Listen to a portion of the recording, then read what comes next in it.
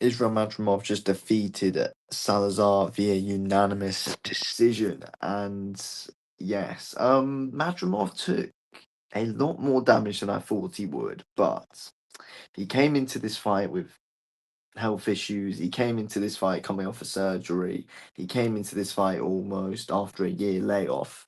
So yeah, look, I thought overall, with Madramov's health issues, late on in that 10th round, he bloody beat the brakes off of Salazar, beat him down badly, and, showed a different kind of pace and clearly really pushed for the stoppage. So I thought, the fact Madrimov came into this fight after health issues, I feel like he was going to be able to keep up a good pace throughout that whole 10 rounds. And it was the same fight really throughout the whole fight, apart from in that last 2 minutes or so with that last round.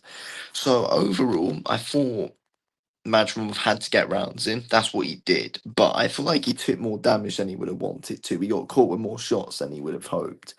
I thought Salazar was good to the body. He was able to tie Madrimov quite a bit, and that's something that you don't usually say when it comes to a Madrimov fight because Terence Crawford bloody had a really hard time timing Madrimov. Virgil Ortiz, it took him time to get his timing right on him, and those two were elite fighters.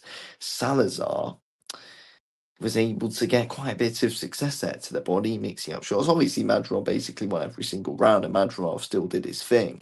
That leaping lead took was very effective throughout, but Madrimov seemed easier to time tonight, but again, he was shaking off the cobwebs, and that is expected at the end of the day. So you can't go, oh, Madrimov's no longer an elite fighter. He's no longer an elite fighter. He can't operate at the top level because that's just nonsense. Of course he can.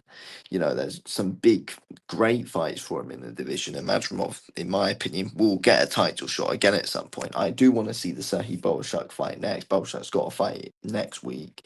So let's see that fight. That should be good. Madrimov will probably win that fight, and then we can move on again. But again, there's good fights for him. There are good fights. I wouldn't mind seeing the Callum Walsh fight if that can be made. I feel like that could be pretty cool. If that happens, I think Madrimov definitely wins that. I think Madrimov beats the majority of guys in the division. Without a shadow of a doubt, he does.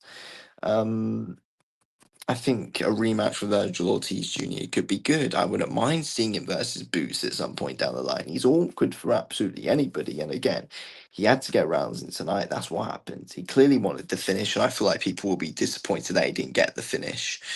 But again, he did take some unnecessary damage at times, but again, he had health issues coming into this fight while he was fighting. Commentators were saying as well, he had lung issues coming into the fight.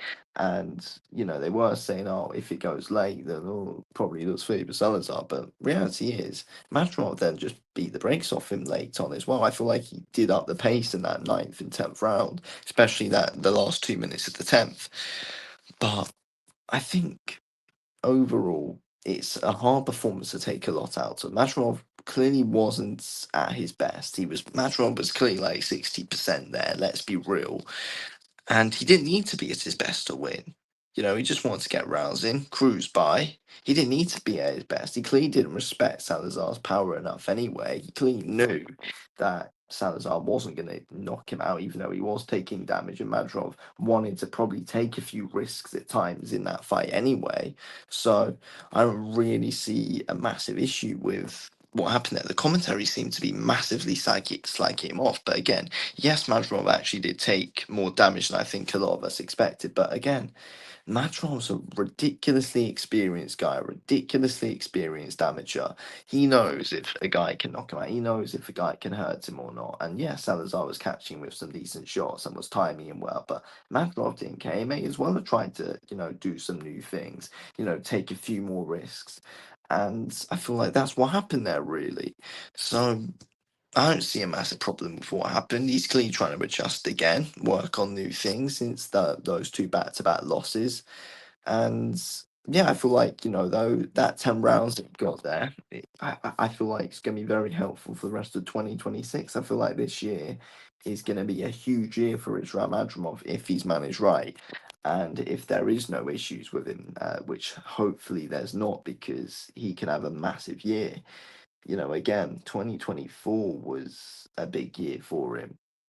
obviously, he had that Terence Crawford fight. He had the Kurbanov fight. He could have had the Bolshak fight, but obviously that didn't end up happening. But then early 2025, he had that Virgil Ortiz Jr. fight. And then 2026, something needs to happen now. Something needs to happen. We need to see big fights for him. And this is just the start. This is just the start for him now. But yeah, he did get damaged. He was able to get time. You never know. Some elite fighters might be looking at that and thinking, all right, okay, this is what we can do. But again, Matrimov's going to be a completely different level when he's fighting a higher level guy. It always is the case. When you are fighting a lower level opponent, you operate more at a lower kind of level because again, you don't need to be in your first gear. You don't need to be at your very best.